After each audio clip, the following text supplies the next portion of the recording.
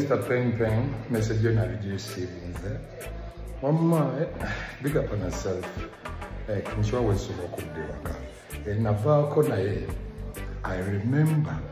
Muzimu gw'omugenzi Moze Radio gwambalidde Wizomanize mujjukire bulungi nti no waliwo information yafuluma neelavaayo neelaga nti nakana kasajja ebyadala kamanyi ekiki ekyaviirako omusajja amanyikiddwa nga Moze Radio okufa. Olunaku olwaleero bikakasiza abatya awogenda kubeera nga obinyonyoka mbw alina ebyama bya His Excellency Robert Kyagulanyi Nkogambye owagudde eddalu naye nga tetunnagendayo. Mbadde nsaba eno video osooka ogimpeleka like bw'oba omaze subscribing nga bwegatti ku mukutu gwaffe kuno kubanga this is just a developing Solo Nkugambye tugenda kutuuka mpaka ku nkomekerero yeno ensonga. Kale katugendere mukyatulese olunaku olwaleero omukulu Wizomanize avuddeyo n'atabukira penge n'avaayo n'agamba penge mbuno alina ebyama bya His Excellency Robert Kyagulanyi bwe banaamunyiza bana NUP ajja kuvaayo abite penge nga bwe mukimanya agambye nti no bite naawe lekera okubeera nga otugwako eddalu mukazi wako kuba batya wuno soko holiday Wizomanize nga kasuka ebigambo tumale tuyongere. Mr. Pen Pen, message you receiving there.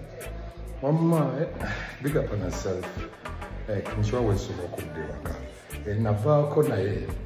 I remember. Ojula katsibe yogera nebimulimo okwogera. Watch out. Bagu wali bulaya ngo otunda nyoma.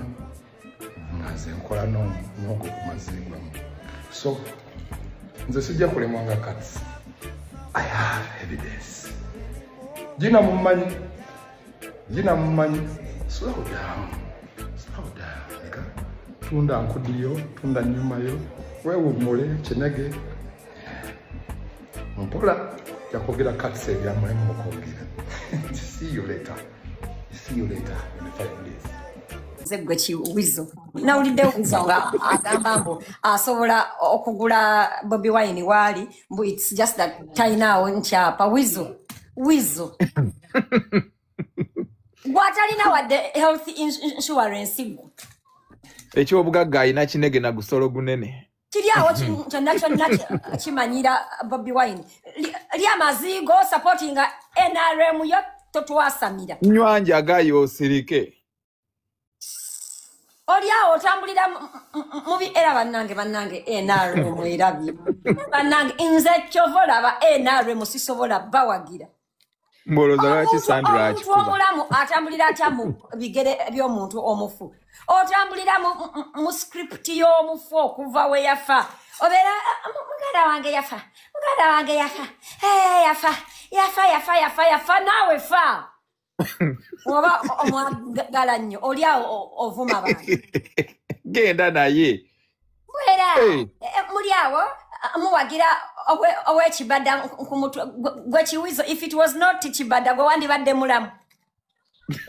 Ndakosenga yali tagenda mu Kibada wandibadde mulamu. Ndiwo kutegeeza Kibada means life and procreation. Without Kibada there is no life. Kiringa nga negege.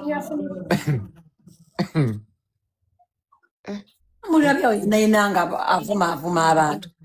Mukaza kuba wenna nolekananga akabizi ke bakubye ku mutwe mbolo nawe ogaba abanna Uganda.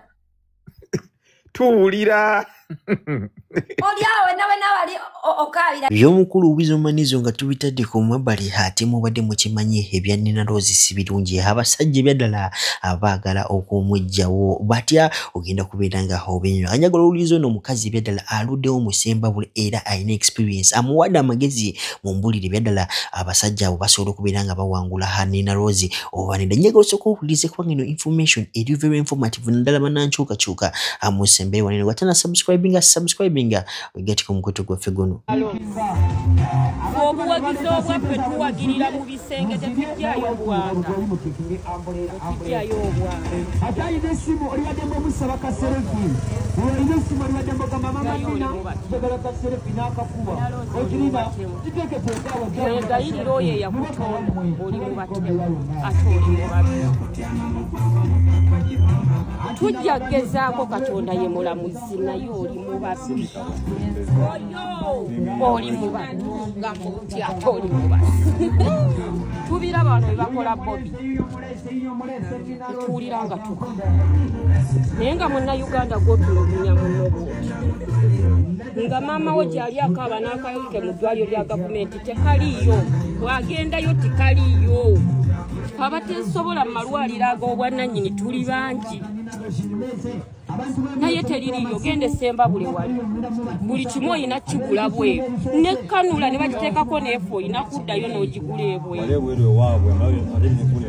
naye ngeri yaffe lye batoola ne bassamu tulina obulungi nina loozi tulina obulungi naye oyo yakeera ekya n'akuteeka mu lubuto lwa maama wo n'akuzaaza n'obeera bwotyo ayibirire naawe ffe tetulina birala obuwagizi obwaffeeyo tojjaayo bwanga obujjeyo olagewa mu kitundu kyoli tojja kunywamu mazzi mama tukuwashobora tulina kuwangula kaluka kama akola ebyamu tulonde bali manvuuli tujja kakuma bulungi okuuma mama wano bageze yakudde tubalabeko tuli mu mazzi tulaba abaana baffe nga batuvulizibwa bwetuko tuli mu mazzi tulina obulumi muli bannayuganda naye lwaki tetumanyi tuli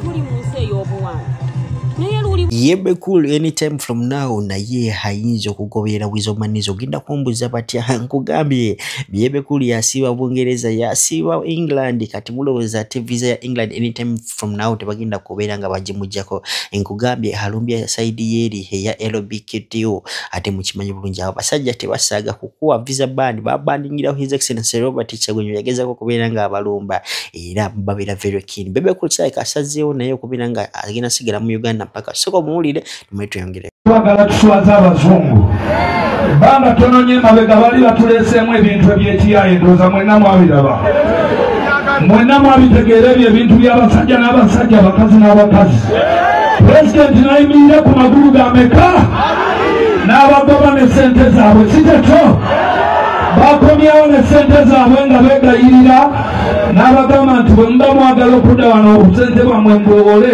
mulina okukkiriza empisa zaffe eza Uganda toyinza kuva mu mukulembeze nga Museveni okitegedde kalisa yesinga obukulu ekyokubiri amasomero gazimbiddwa kati tutandise okubeerako ababangufu si bwe tiri intaneti etambula mubeere ku tikitoko kiteekyo tuwanike Museveni ayina okukiza n'ekirala nti Bebe Cool munene mwenaalemu in fact kankunyonyo ne kino ng'oza Bebe Cool ekyamuzaayo okusoma very soon ne grades agenda zisalako akafuka minister emabega kawo manyi ku lwaki Bebe Cool enaku zino ade atambula ne first lady we omanyi ku lwaki Bebe Cool kati enaku zino abeera mu masuuti akafuka minister kati ate nga gwe Eddie Kenzo tosobola kusuka ku kifo kya lindako gwe Eddie Kenzo tosobola kusuka ku kifo kya presidential advisor kya fulu Timala Kasiye nimbye chekisobola tereza tolimbye mukama Timala Kasiye chekisobola tereza ababiri wano wadde tebakolagana n'olwo mulimu guno because temulina kubeera nga mukolagana okukola omulimu era temulina kuba bamukwano okukola omulimu basigale nga bakola ekyabatutte mu campaign gwe Kasiye gwe Kasiye ama Kasiye du musajja n'abasirika Nakatono Kasiye mpamwe dakike bululufo